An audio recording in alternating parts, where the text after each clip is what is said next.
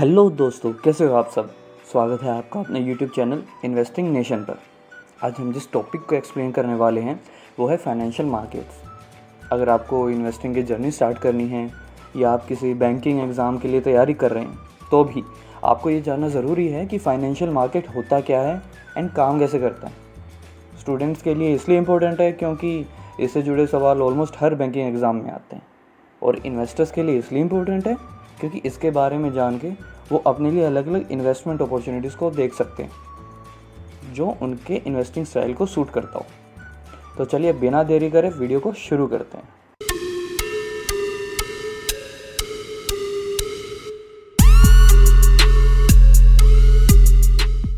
सबसे पहले हमें देखना होगा कि फाइनेंशियल मार्केट्स का स्ट्रक्चर क्या है। एक बार आपको ये स्ट्रक्चर समझ में आ जाए तो इसके कंपोनेंट्स को समझना और भी आसान हो जाता है। जैसा कि हम जानते हैं, किसी भी इकोनॉमी के दो इम्पोर्टेंट पार्ट्स होते हैं, सेविंग्स एंड इन्वेस्टमेंट्स। सेविंग्स मतलब एक्स्ट्रा, जैसे कि लोगों के पास एक्स्ट्रा पैसा हो तो वो उनकी सेविंग्स होता है। एंड इन्वेस्टमेंट्स यानी कि वो अमाउंट जो किसी भी बिजनेस को चाहिए होता है टू फंक्शन, मतलब कि उनके पास उस चीज़ की डेफिसिट होती है, कमी होती है। तो सिंपल सा लॉजिक क्या बनता है कि जहाँ एक्सेस हो वहाँ से उठाकर डेफिसिट वाली जगह को दे दिया जाए ताकि दोनों का काम बन जाए। बिजनेस को उनकी इन्वेस्टमेंट मिल जाती है ताकि उनका काम चलता रहे, और लोगों को उनकी सेविंग्स पर इनकम भी हो जाती है। तो अब अगला सवाल ये बनता है कि इनको आपस में लिंक कैसे किया जाए। तो इनको लिंक करते हैं banks and financial markets. Banks में लोग अपनी सेविंग्स डिपॉजिट करवाते हैं जो बैंक आगे लोन के फॉर्म में बिजनेसेस को देता है, जो कि उनके लिए इन्वेस्टमेंट्स है। उसी तरीके से फाइनेंशियल मार्केट्स लोगों की सेविंग्स को बिजनेस के लिए इन्वेस्टमेंट्स बना देता है। तो अब हम डिटेल में देखते हैं कि आखिर ये फाइनेंशियल मार्केट होता क्या है।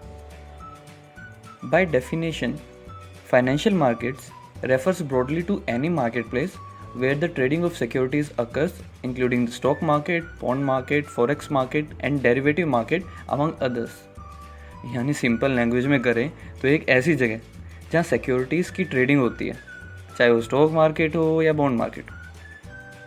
फिर it consist of individual investors, financial institutions and other intermediaries linked by formal trading rules and communication network for trading the various financial assets and credit instruments। Simple language में बोले तो इसके participants हैं investors, financial institutions और intermediaries. उन सब पर कुछ फॉर्मल ट्रेडिंग के रूल्स लगते हैं और कम्युनिकेशन भी कुछ रूल्स लगते हैं कि जो उनको फॉलो करने पड़ते हैं। डील्स इन फाइनेंशियल इंस्ट्रूमेंट्स यानी कि यहाँ पे लेन देन फाइनेंशियल इंस्ट्रूमेंट्स की होती है। अब अगर ब्रॉडली देखा जाए तो फाइनेंशियल मार्केट्स को 4 डिफरेंट टाइप से कैटेगराइज करा जाता है। पहला है नेचर ऑफ क्लेम की बेसिस पर कि इक्विटी में है या डेट में। फिर आता है मैच्योरिटी ऑफ क्लेम की बेसिस पर, मनी मार्केट है या कैपिटल मार्केट। कैपिटल मार्केट आगे और भी डिवाइड हो जाता है प्राइमरी एंड सेकेंडरी मार्केट में। डिलीवरी टाइमिंग की बेसिस पर, यानी कि कैश मार्केट में डील हो रही है या फ्यूचर्स में। एंड ऑर्गेनाइजेशनल स्ट्रक्चर कैसा है उसकी बेसिस पर भी कैटेगराइज किया जाता है कि वो एक्सचेंज ट्रेडेड मार्केट में है या OTC यानी ओवर द काउंटर मार्केट में है। इन सबको हम इस वीडियो में डिटेल में देखेंगे, लेकिन सबसे पहले आपको कुछ इंपॉर्टेंट टर्म्स हैं जो जानना ज़रूरी है, तभी हमको आगे की कंसेप्ट समझने में आसानी होगी। पहला है securities, a certificate or other financial instrument that has monetary value and can be traded। मतलब सिक्योरिटीज़ एक सर्टिफिकेट है जिसकी कुछ मॉनेटरी वैल्यू होती है, उसको हम ट्रेड भी कर सकते हैं। जैसे कि बॉन्ड्स, वो सर्टिफिकेट हैं, हाँ, उनकी कुछ मॉनेटरी वैल्यू है, हाँ, उसको हम ट्रेड भी कर सकते हैं, हाँ। तो ये तीनों कंडीशंस फुलफिल होने पर ही हम किसी चीज़ को सिक्योरिटी कह सकते हैं। Then where a company gets its money from, किसी भी कंपनी को जब पैसे की ज़रूरत हो तो वो उसको 2 ही तरीक़ों से पूरी कर सकती है। पहला है लोन, अगर बैंक से लोन लिया तो बैंक लोन, और ये पब्लिक से भी ले सकते हैं, वो बॉन्ड्स या डिवेंचर्स के फॉर्म में हो जाता है। दूसरा वे है सेलिंग इक्विटी शेयर्स, यानी कंपनी के शेयर्स बेचना, यानी कि कंपनी की हिस्सेदारी बेचना, क्योंकि जो भी उन शेयर्स को खरीदेगा वो एक तरीके से कंपनी में पार्टनर बन जाता है। फिर आता है debt financing. Borrowers accepts funds on an outside source and promises to repay the principal with interest, example bonds. यानी आप अपनी फाइनेंशियल नीड को पूरा करने के लिए लोन ले रहे हैं और आप प्रॉमिस कर रहे हैं कि आप वो लोन की अमाउंट कुछ इंटरेस्ट के साथ में वापस चुका देंगे। इस चीज़ को डेट फाइनेंसिंग कहते हैं। और equity financing, selling a stake in your company to investors who hope to share in the future profits of your business.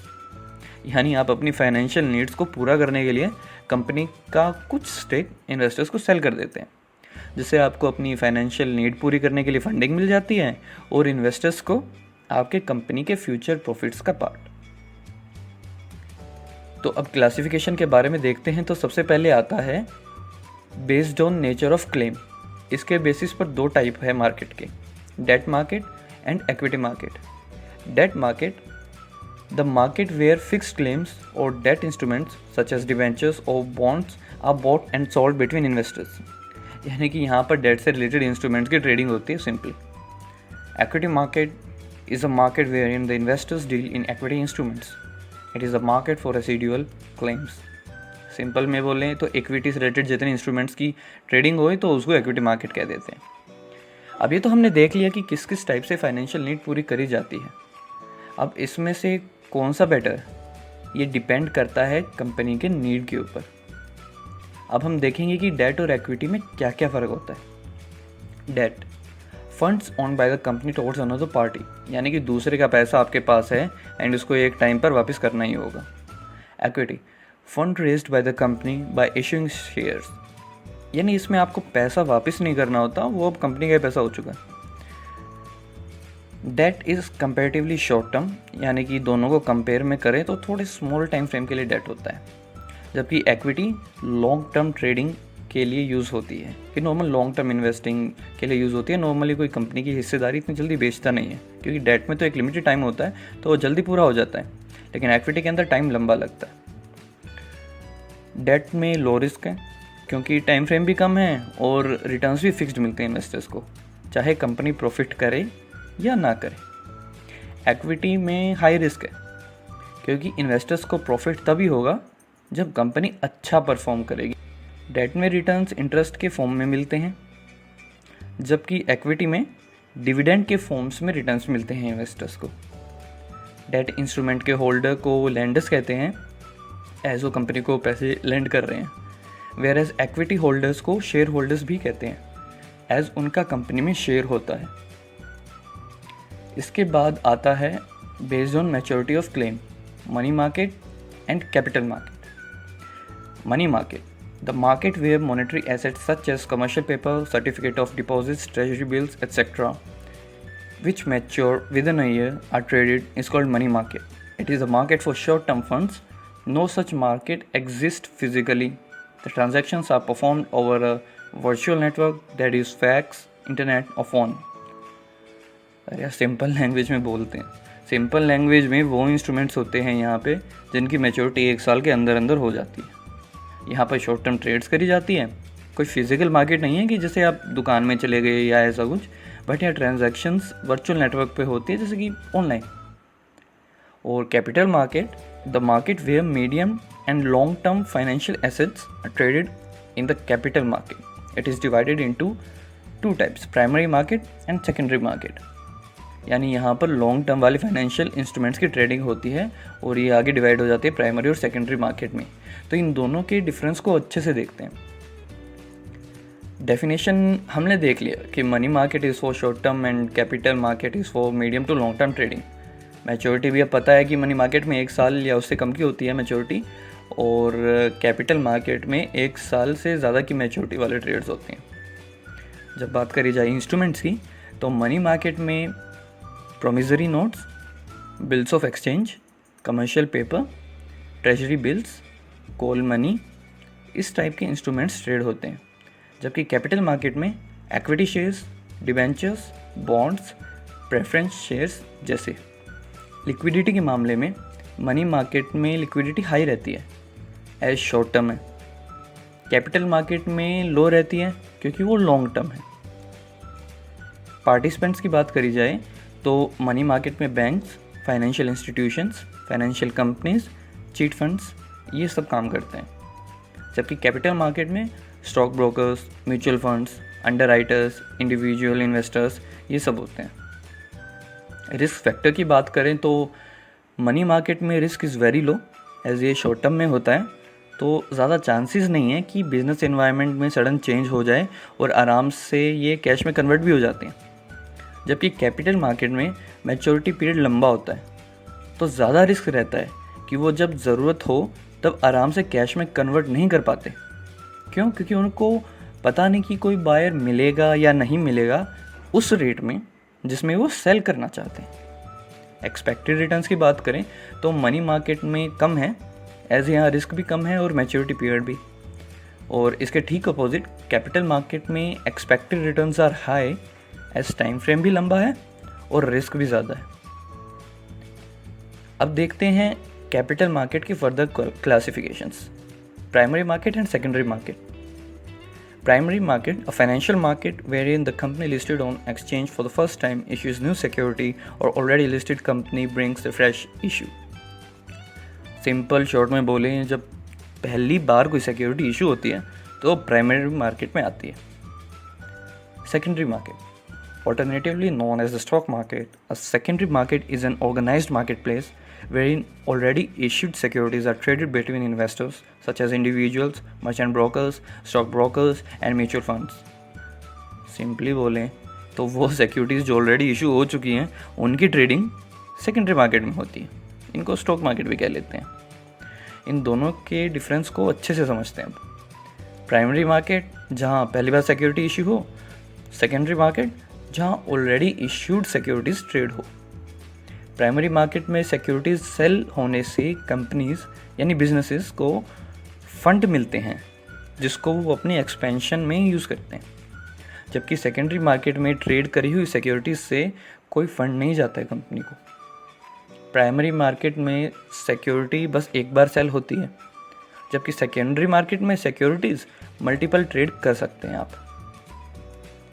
Primary market में बाइंग एंड सेलिंग होती है कंपनी एंड इन्वेस्टर्स के बीच में, जबकि सेकेंडरी मार्केट में buying and selling investors के बीच में होती है आपस में।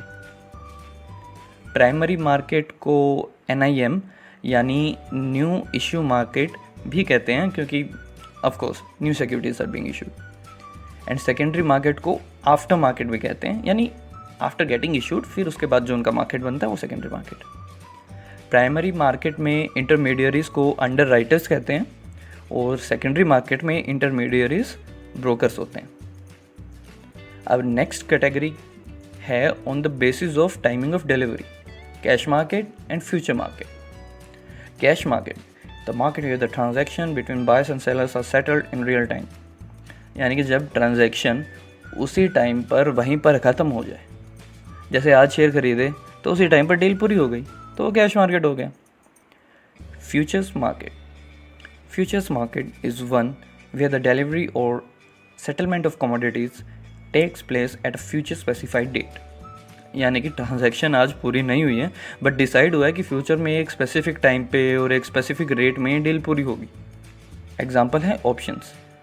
ऑप्शंस एंड फ्यूचर्स क्या होते हैं ये आगे आने वाली वीडियोस में डिटेल में बताएंगे।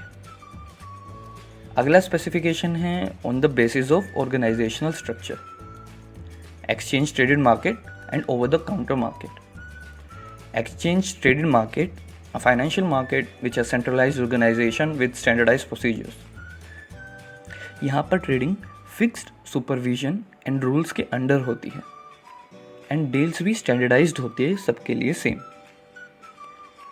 Over the counter market, an OTC is characterized by a decentralized organization having customized procedure। यहाँ पर सुपरविजन के लिए सेंट्रलाइज ऑर्गेनाइजेशन नहीं होती एंड डील्स बनाई जा सकती है, कस्टमाइज करी जा सकती है इन्वेस्टर्स की उनके अपने हिसाब से। तो ये था दोस्तों एक ओवरव्यू फाइनेंशियल इंस्टीट्यूशंस के स्ट्रक्चर के बारे में। उम्मीद है आपको ये वीडियो पसंद आई होगी।